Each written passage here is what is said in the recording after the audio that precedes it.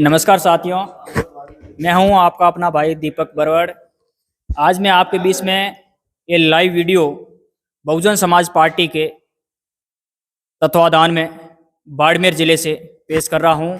आज हमारे बहुजन समाज पार्टी के मुख्य अतिथि सीपी सिंह जी केंद्रीय कोऑर्डिनेटर साहब भी हमारे बीच में पहुंचे हैं और प्रदेश अध्यक्ष भगवान सिंह जी बाबा साहब भी हमारे बीच में पहुंचे हैं। अभी मैं भगवान सिंह जी बाबा साहब से ही कुछ सवाल करूंगा। आज यहाँ मीटिंग किस उद्देश्य को लेकर हुई है और अगली क्या रूपरेखा है, इसके बारे में मैं सर से बात करूंगा। आप लाइव से जुड़े रहे।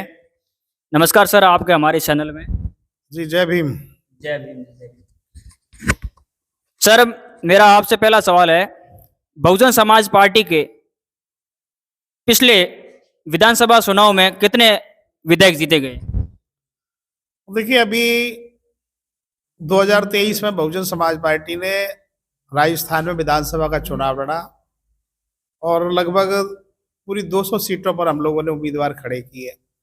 हमारे कुछ आवेदन खारिज हो गए, कुछ जो है विड्रॉ हो गए, इस वजह से हमने 190 सीटों पर राजस्थान में बड़ी मजबूती के साथ चुनाव लड़ा। 190 सीटों पर मजबूती से चुनाव लड़ा, उसमें से विजय कितनी सीटें हुई? देखिए, 2 सीटें हम लोगों ने राजस्थान में जीती हैं। धौलपुर जिला है, वहाँ से बाड़ी है, उसमें वहाँ हमारे एक उम्मीदवार है जसवंत सिंह गुर्जर, जो वर्तमान में विधायक है, वो जीते हैं। और दूसरी हमारी सीट जो पार्टी ने जीती है वो चूरू जिले में राजगढ़ है, जिसको सादुलपुर भी कह सकते हैं। वहाँ से मनोज न्यागली, जो पूर्व में हमारे 2018 में विधायक रहे थे, वो वहाँ से चुनाव जीत कर आए हैं। और लगभग 5 सीटों पर बहुत ही मजबूत स्थिति में बहुजन समाज पार्टी रही है। 3 सीटों तो मिनिमम मार्जिन से चुनाव हार गए। जैसे धौलपुर में हम लोगों ने 62,000 वोट लिए और धौलपुर की सीट 62,000 वोट लेने के बावजूद भी हम थोड़े से वोटों से हार गए। इसी प्रकार से जो खेतड़ी में हम लोगों ने बहुत मजबूती से चुनाव लड़ा, खेती में भी हमें 60,000 से ऊपर वोट मिला, वहाँ भी हम थोड़े वोटों से चुनाव हार गए।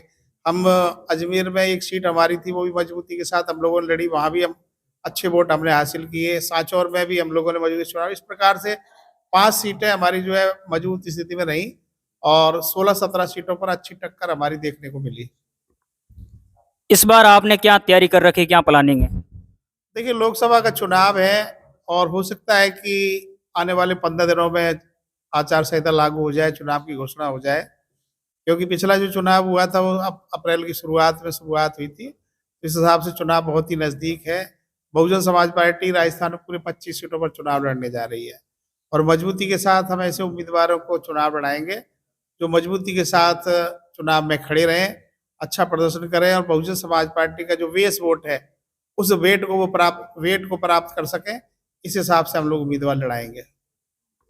तो सर, पिछले विधानसभा क्षेत्र में आपने 190 सीटों पे चुनाव लड़ा है, उसमें से केवल 2 सीट ही विजय हुई है और 16-17 सीटें हैं जो आपकी दूसरे और तीसरे स्थान पे रही है।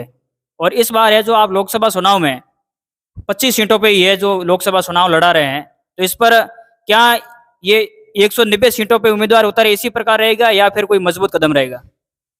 देखिए, बहुजन समाज पार्टी ने जो भी लोकसभा का चुनाव लड़ा है उस लोकसभा चुनाव में 1-2 सीटें बड़ी मजबूती के साथ उभर के आती हैं। जैसे कि हम लोगों ने 2014 में चूरू में हमारी स्थिति रही, 3,19,000 वोट हम लोगों ने चूरू में लिया और लगभग पूरे राजस्थान में 7 लाख के लगभग वोट लिया।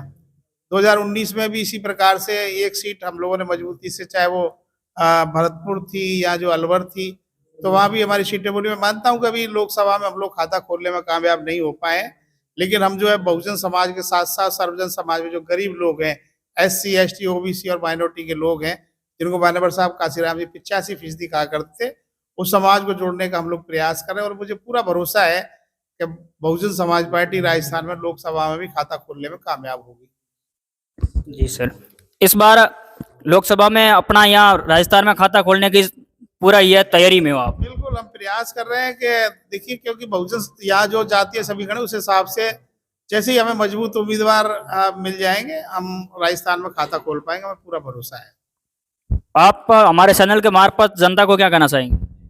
मैं तो यही कहूँगा, देखिए, देश को आज़ाद हुए 75 वर्ष हो गए और मैं राजस्थान की बात करूँगा कि राजस्थान में जनता जो है एक बार कांग्रेस को जिता कर भेजती है, एक बार बीजेपी को जिता कर भेजती है। पिछले 30 साल का इतिहास देख लीजिए, कांग्रेस भाजपा, भाजपा कांग्रेस, कांग्रेस भाजपा, इस प्रकार 30 साल से सिस्टम चल रहा है।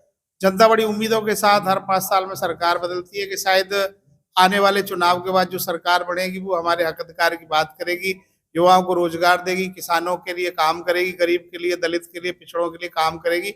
लेकिन वोट देने के बाद वो अपने आप को ठगा सा महसूस करती है। तो मैं तो आपके चैनल के माध्यम से कहना चाहता हूं कि आप लोगों ने कांग्रेस को भी परखा है, बीजेपी को भी देखा है, और पिछले 10 साल से तो सेंट्रल में बीजेपी की सरकार चल ही रही है। जिस हिसाब से आज महंगाई है, गरीबी है, भ्रष्टाचार है, युवा बेरोजगार है, तमाम जो मुद्दे हैं उनसे जनता अच्छी तरह वाकिफ है। तो मैं तो ये कहना चाहूंगा कि अब जनता को इस चीज से सबक लेना चाहिए कि उन्होंने दोनों ही दलों को देखा है। नया रास्ता जब तक जनता नहीं चुनेगी, इसी प्रकार से उसका शोषण होता रहेगा। तो मैं चाहूंगा, जनता से कहना चाहूंगा कि अब की बार बहुजन समाज पार्टी को मौका दें, बहुजन समाज पार्टी की सरकार देश में बनाए। इसी उम्मीद और साथ साथ मैं आप लोगों को धन्यवाद करता हूँ। धन्यवाद।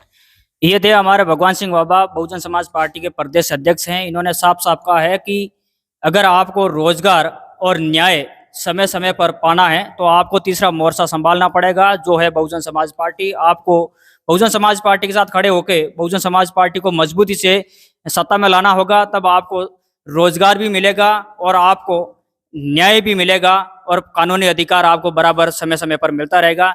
इसी प्रकार भगवान सिंह बाबा साहब ने आपके बीच में बात रखते हुए संदेश दिया है। आप सभी को धन्यवाद। हमारे इस पल पल के अपडेट के लिए चैनल से जुड़े रहे।